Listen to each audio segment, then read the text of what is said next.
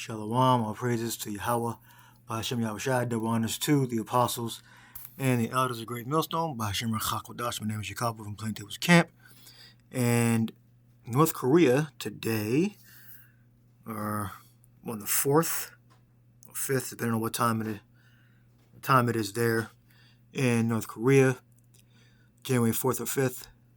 I'm according to the article here. It says the 4th.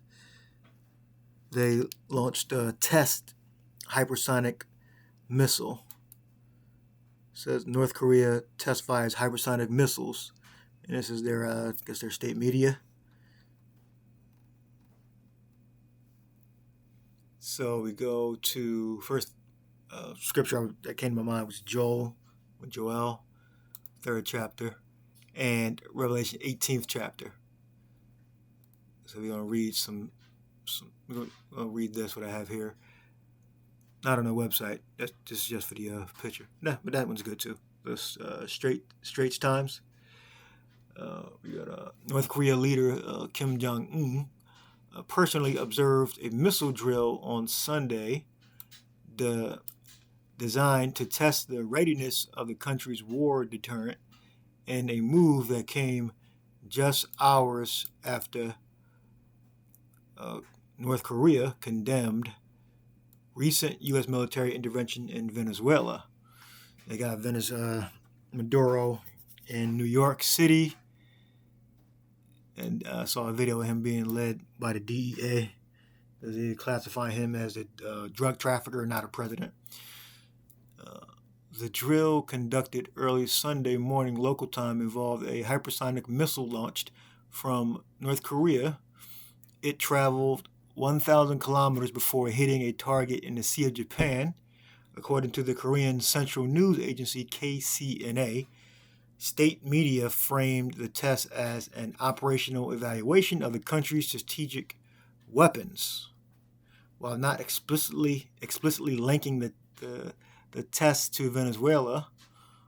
Closely juxtaposed the two events in its official messaging. Around the time of the launch, Foreign Minister had sharply denounced the U.S. action in Venezuela as the most serious form of encroachment on sovereignty and proof of Washington's rogue and brutal nature. Right? Well, according to, I believe, the Monroe Doctrine, American exceptionalism, one of the two or both of them, that the Western Hemisphere belongs to the United States and they're in charge of all security, so they'll do anything to keep it secure. And with Donald Trump, he's saying Don Roe Doctrine, so he's breathing the spirit back into the Monroe Doctrine and American exceptionalism and taking action. So we got precepts I have here are, like I mentioned, Joel, 3rd chapter, and the 9th verse. Proclaim ye among the Gentiles, prepare war. Or North Korea, India, Pakistan, China, Russia, different European powers, Britain. All right. Proclaim ye among the Gentiles. All right. In this respect, the word Gentile here is referring to the nations that are not Israelites. All right. And you're going to have, Israelites mingled among them, but mainly the people that are not of the seed of Israel in this respect. All right. Now, in the New Testament pertaining to salvation, the Gentiles are referring to the Israelites. Prepare war, wake up the mighty men, let all the men of war draw near, let them come up. All right. So whoever's going to be involved in the Third World War, in the war that's going to destroy Babylon, they're amongst the Gentiles here in this respect. It says, beat your plowshares into swords and your pruning hooks into spears. Prepare, 9th verse, prepare war, wake up the mighty men, let the men of war draw near, let them come up, beat your plowshares into swords and your pruning hooks into spears, let the weak say, I am strong. And assemble yourselves and come all ye heathen, and gather yourselves together round about thither, cause thy mighty ones, cause thy mighty ones to come down, O Yahweh. All right. So Yahweh Bashem Yahushai. What the scriptures tell you about holding back the winds in the book of Revelation. All right. Holding back the wind. What? The wind is a nuclear destruction, the hellfire that's going to consume Babylon, America, and the elect are going to be saved out of that. And the people that are not of the elect, that are in America, are going to suffer that second death. And then their spirits are going to be released to the Father. Joel 3:12. Let the heathen be awakened and come up to the valley of Jehoshaphat, which means the Most High's judgment, Yahweh's judgment. For there will I sit to judge all the heathen round about. All right, and that's over there in the east, over in the desert Arabia. All right. Put ye in the sickle, for the harvest is ripe. Come get you down, for the press is full, and the fats overflow, for their wickedness is great. So there's enough people, enough wickedness in the earth, enough population to put into the wine press to make a proper press. You just don't put a few grapes within a press, or a few olives within a press. All right. Or whatever oil or juice you're trying to make, you make sure it's full, and then you press it. So the wickedness is full. So we're getting to the point now where the Most High's judgment, Yahweh Shaphat, is going to affect these nations, and they're going to gather themselves in the east, and that's when the nuclear fire is going to run to Babylon, America, and they're all going to be destroyed in the desert over there in the east. All right. Put ye in the sickle, for the harvest is ripe. Come get you down, for the press is full. The fats overflow, for their wickedness is great. All right. So for the press is full.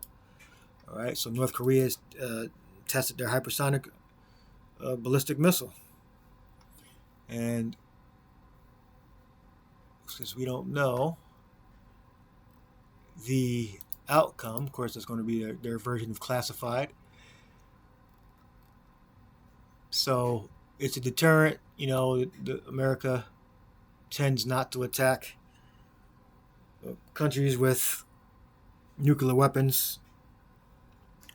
But, the companies like India and Pakistan, they allow the United States to operate somewhat in the area. So they can still run operations like, CIA or whatever. But that's the nuclear deterrent, and all these nuclear missiles are going to be used against Babylon, America, because that's the prophecy. I just read it in the book of Joel. We're going to go to Revelation 18, and we'll start at 9th verse. And the kings of the earth who have committed fornication and lived deliciously with her shall bewail her and lament for her when they shall see the smoke of her burning. All right. Standing afar off for the fear of her torment, saying, Alas, alas, that great city Babylon, that mighty city, for in 1 hour is thy judgment come. And the merchants of the earth shall weep and mourn over her, for no man buyeth their merchandise anymore.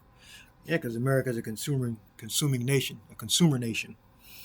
All right, and to do business with America, like the dollar is going to disappear. It's going to turn into a digital, but effectively the market is going to be non-existent. There's going to be no opportunity to make money in the same way, because now they're going under the Israelites, and they're not going to be making any money. At least with Esau, they were making money, but when they come under the so-called blacks, Latinos, Native Americans, and the people scattered within the other nations, whose actual nationality is that of the Israelites, which from our respective tribes, they're not going to make any money. They're going to be poor. They're going to be dirt poor. They're going to be unsubjugated by the Israelites. So that's going to be a bad thing. That's going to be a bad day for them.